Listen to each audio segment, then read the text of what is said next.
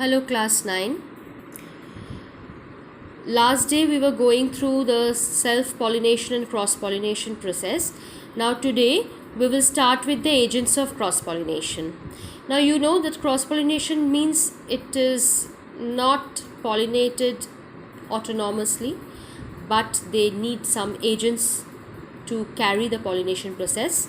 Now, insect pollinated flowers are the most commonly found flowers where the insects get attracted towards the flowers, and we also call it as entomophilous because entomo means insects. Now, what are the characteristics of those flowers? The flowers must be very large and they must be very prominent, conspicuous, so that the flowers can attract the insects. They are usually brightly colored. They must emit very sweet smell. They must produce nectar. Nectar means, the honey. The pollen grains are sticky or spiny so that they enable them to be carried by the insects easily, because it sticks to the legs of the insects, to the wings of the insects, and they get dispersed. And the stigma is sticky and does not generally hang out from the flower, so that the stigma can very easily get the pollen grains stuck to it. Okay. Another point is the flowers tend to be in clusters to make them conspicuous, especially in the cases where individual flowers are very small.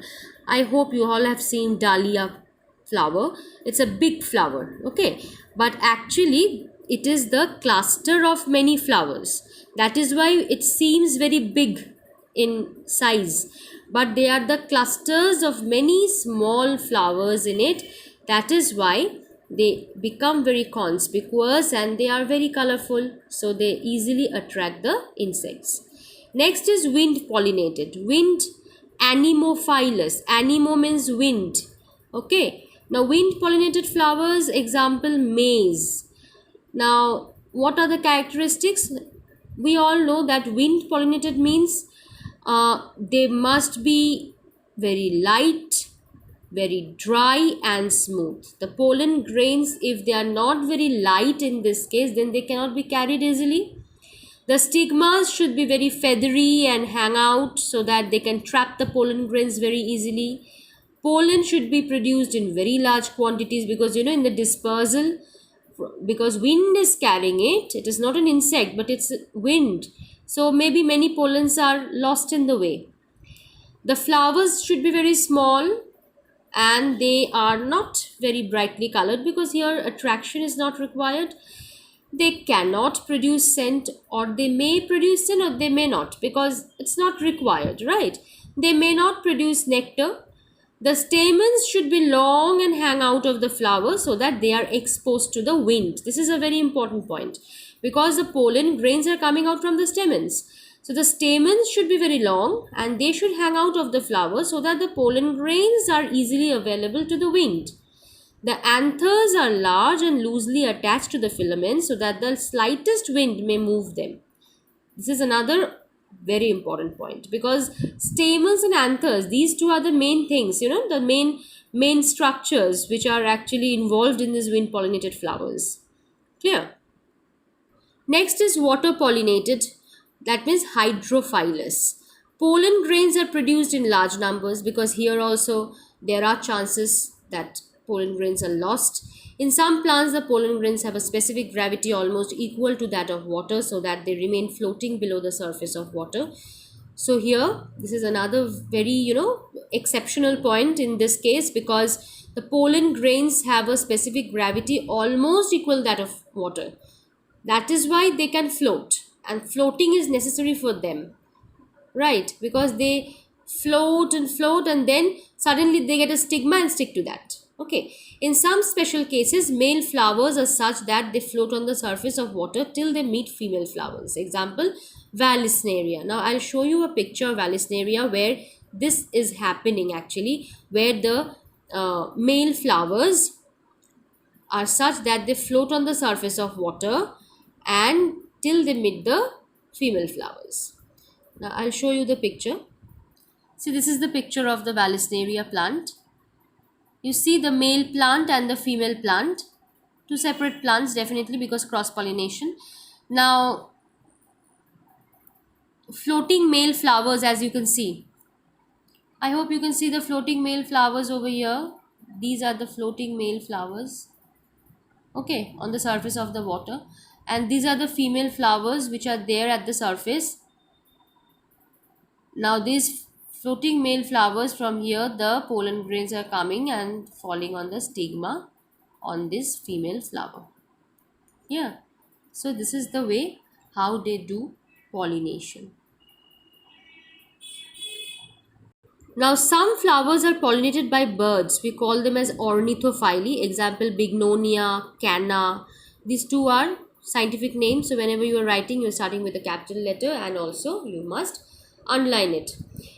Elephophily is the pollination affected by elephants. So, it is found in very big flowers. And I hope you have learned in your general knowledge book that Rafflesia is the biggest flower. So definitely when it is being pollinated by elephant, which is such a big animal, so definitely it needs a very big flower also. So Rafflesia is the flower which is very large, and is found at the ground level, and the pollen grains of one flower get attached to the feet of elephants and may be carried to the stigma of another flower when trampled by those feet, So this is the same way how they do get dispersed, but they are being done by elephants. So they are the biggest flower, so this can be done by elephants. So this is known as elephophily. Now, artificial pollination, from the name itself, we can understand when man himself transfers the pollen to the stigma of the flower, then we call it as artificial pollination. The first two lines are your definition. Clear? Now, in modern times, what happens? Artificial pollination is adopted by the plant breeders and the scientists to evolve new varieties. Now, what do they do? They remove the anthers in young flowers, which we call as emasculation. It's there in your book. They remove the anthers in young flowers, and the process is known as emasculation, and cover these flowers with plastic bags. Okay. Later, they pollinate such flowers with the pollen from the plants of the desired variety. Why they are covering them with plastic bags? So that the self-pollination, or rather natural cross-pollination, doesn't occur. They will pollinate the flowers with the desired variety of pollens. Clear? This is the advantage of artificial pollination in the modern time. Clear? Now, as you can see, this table, difference between wind pollinated and insect pollinated flowers, this 5 points, all these 5 points you will learn. Clear? Now we are coming to a very important part of the chapter, that is fertilization. Fertilization is the union of male and female gamete nuclei. This is the definition. Now see, they have given a picture of the gynoecium over here, and here we can see the stigma, style and ovary. Right. Now in flowering plants, the pollen grain is the male cell which carries the male gamete, and the ovule inside the ovary contains the female gamete. Right. Now this pollen grain, this mature pollen grain, has got double wall, as you can see in this picture. They have outer exine, which you can see a very crooked, rough structure, and the inner intine. Clear? Its nucleus are already divided into a tube nucleus and a generative nucleus. This you have to remember. It's a very important point, that the nucleus is divided inside the pollen grain into two nucleus. One is tube nucleus, another is generative nucleus, as you can see in the diagram. At this stage, the pollen is transferred to the stigma after pollination. Further changes in pollen grain occur only if it has fallen on the stigma of a plant of the same species. This is also a very important point, that pollen grains are falling on the stigma of the flower, but they will show further development only when they have fallen on the stigma of the flower of the same species. That is a very important point, right? Now, ovule is the inner part of ovary. It is destined to become seed. Afterwards, that ovule, this ovule, as you can see in this picture, I hope you all can see this ovule is the inner part of ovary. It is destined to become seed and ovary become fruit. So each ovule has one or two protective coverings called integuments. Can you see integuments? This is the integument. This is the integument. Please see the diagram properly. The integuments leave a small opening, the micropyle at one end. You can see the micropyle. This is the opening, micropyle. Enclosed by the integuments is the nucellus, and further inside the nucellus is the embryo sac. This yellow part is the nucellus, is the group of cells, and inside the nucellus there is the embryo sac. That means this part is the embryo sac. Clear? Now, the embryo sac contains 7 cells. What are they? One egg cell that we can see here, one egg cell, and 2 synergids. This is one synergid, this is one synergid. So here we are getting 3. Now there are 3 cells opposite to this that are at the top, 3 antipodal cells. Okay, so 3 plus 3, 6, and one large central cell. The central cell is different, containing 2 nuclei called polar nuclei. This is the central cell. We are considering it as the single cell containing 2 polar nuclei. So in total 7 cells. Right. Now this picture, this diagram and this diagram, very, very important. Please practice it with proper labelings and try to do the labelings at the right hand side. Clear? Now germination of the pollen grain. After falling on the stigma of the flower, what happens to the pollen grain? The pollen grain forms the pollen tube that grows out of the pollen grain by breaking through the exine. Clear? The generative nucleus divides into 2 nuclei, that is male gamete nuclei. Thus, there are 3 nuclei which are not separated by cell walls. Clear? Now, what happens? The pollen tube, that means what? The pollen grain is falling on the stigma. Then the pollen grains are forming the pollen tube, and this pollen tube is growing through the stigma and style by dissolving the tissues and is reaching the ovary at last.